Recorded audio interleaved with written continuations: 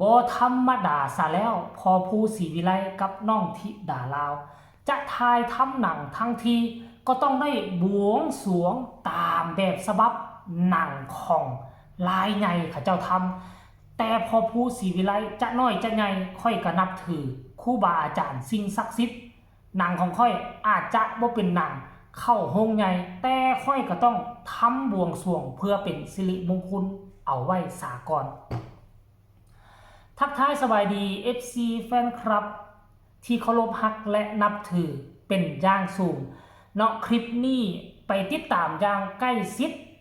กับกองถ่ายหนังสั้น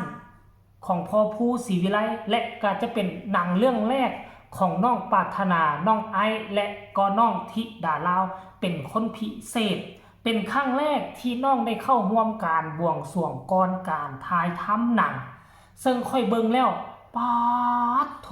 คิดว่าหนังฟอร์มยักษ์ฟอร์มใหญ่มีคนเข้ามาร่วมมากหน้าหลายตาพาดอกมงดอกไม้พาหมากมงหมากไม้ทูบเทียนเต็มไปหมดน้องธิดาลาวก็ยืนเคียงข้างพ่อภูศรีวิไลนี่เป็นครั้งแรกที่น้องจะได้สัมผัสบ่แน่อนาคตถ้าหากว่ายังมีชื่อเสียงแบบนี้ตลอดไปค่อยคิดว่าโอกาสที่น้องจะได้เข้าร่วมงานกับละครช่องนั่นช่องนี้มันก็มีถึงอนาคตอีกประมาณ20 ปีข้างหน้าตอนนี้หาก11 ปีบ่แน่เด้5 ปี10 ปีอาจจะเป็นปีของน้องธิดาลาวก็เป็นไปได้เพราะฉะนั้นแล้วการที่มาแสดงหนังตัวนี้เนาะเป็นหนังน้อยๆเขาเอิ้นว่าเนาะเป็นหนังช่องน้อยๆเฮ็ดกันแบบบ้านๆแต่ว่าเรื่องขนบธรรมเนียมประเพณีให้เฮ็ดครบจบแบบเดียวกันกับหนังใหญ่เลยอาจจะเป็นพิธีน้อยกว่าเท่านั้นเองรายละเอียดให้ทุกคนไปชมวินาทีพอภูศรีวิไลพาลูกๆเต้าบวงสรวงก่อนที่จะลงมือถ่ายทำหนังแล้วจึงมาพ้อกันในช่วงต่อไปสวากขาโตภะคะวตาธัมโมธัมมังนามัสสามิสุปฏิปันโนภะคะวะโตสาวกสังโฆสังฆังนามามินะโมตัสสะภะคะวะโตอะระหะโตสัมมาสัมพุทธัสสะนะโมตัสสะภะคะวะโตอะระหะโตสัมมาสัมพุทธัสสะนะโมตัสสะภะคะวะโตอะระหะโตสัมมาสัมพุทธัสสะเพื่อความเป็นสิริมงคลเพื่อความบริสุทธิ์ของกองถ่ายศรีวิไลเฮามื้อนี้ขอวรณาศีลหากันทุกคนเด้อให้ขอวรณาศีลหาพร้อมกันให้ท่องตั้งแต่ข้อที่1ถึงข้อที่5พร้อมกันเด้อปานาติปาตาวีรมณีสิกขาปะทังสมาธิยามิอาทินนาทานาเวรมณีสิกขาปะทังสมาธิยามิกาเมสุมิจฉาจาราเวรมณีสิกขาปะทังสมาธิยามิมุสาวาทาเวรมณีสิกขาปะทังสมาธิยามิสุราเมรยมัชฌปมาทฐานาเวรมณีสิกขาปะทังสมาธิยามิสาธุสาธุสาธุข้าเดชคุณพระพุทธคุณพระธรรมคุณพระสงฆ์เมื่อนี้พวกผู้ขามาขอไหว้สาเพื่อที่จะทำการปลูกกองทายบาทศรีวิไลเฮาในละครเรื่องกตัญญูโดยได้นำเอาเราบรรดานักแสดงมารวบรวมกันอยู่ตรงนี้เพื่อมาไหว้พระพุทธพระธรรมพระสงฆ์ขอให้พระพุทธพระธรรมพระสงฆ์จงอำนวยอวยพรให้กับพวกผู้ขาจงประสบผลสำเร็จจากนี้ไปด้วยเถิดอาริตวานเมตังสเมตาภาทันตังอาวิคิตจิตตาปริตังภานันตุสักเคกาเมจรูเปคิริสิขรตเตจันทริเควิมานีอีเปรัตเทจักขาเมตรวนาคหเนเคหะวัตุมหิเคเตอิทันตาสันติเกยังมุนิวารวจนังสาทโวมะพนันตุธัมมสวนาการโรยัมบัทันตาธัมมสวนาการโรยัมบัทันตาธัมมสวนากโร อายัมวะทันตามนะโมตัสสะภะคะวะโตอะระหะโตสัมมาสัมพุทธัสสะนะโมตัสสะภะคะวะโตอะระหะโตสัมมาสัมพุทธัสสะนะโมตัสสะภะคะวะโตอะระหะโตสัมมาสัมพุทธัสสะ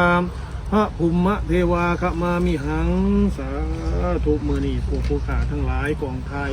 ศรีวิไลขออัญเชิญเอาสิ่งศักดิ์สิทธิ์ทั้งหลายบ่ว่าสิเป็น16สันฟ้า15สันดิน14สันบาดาลตลอดจนถึงพุทธนาคน้ำคนท่านผู้เป็นปกปักรักษาในผืนแผ่นดินแห่งนี้แม่เจ้าธรณีพระแม่คงคาไปจนทั่วว่าสักสิ่งศักดิ์สิทธิ์ทั้งหลายที่อยู่ในสามแดนโลกธาตุแห่งนี้จงมาร่วมกันอยู่ล่วงหลาดพิธีแห่งนี้เพื่อเป็นสักขีพยานในการบอกกล่าวเล่าแจ้งว่าพวกผู้ฆ่าบ้านศรีวิไลเฮาสิได้ทำการบวงสรวงเพื่อขอทายทำละครเรื่องกตัญญูเพื่อให้ออกไปสายสู่พี่น้องเขาได้เบิ่งได้ชมกันแล้วก็ขออาราธนาเอาสิ่งศักดิ์สิทธิ์ทั้งหลายที่ผู้ขาได้กล่าวมาแล้วนั้นเบื้องต้นมาร่วมพิธีมาร่วมกันอยู่ล่วงหน้าพิธีแห่งนี้แล้วก็ขอให้อำนวยอวยพรให้กับพวกผู้ขาทำอิฐเจเบาเล่าก็คิดว่าจะพากันทายทำเลยโดยที่บ่มีพิธีรีตองอีหยังจักอย่างแต่ว่าพวกเจ้าก็น่าจะสังเกตเห็นนะพอภูก็คือพอภู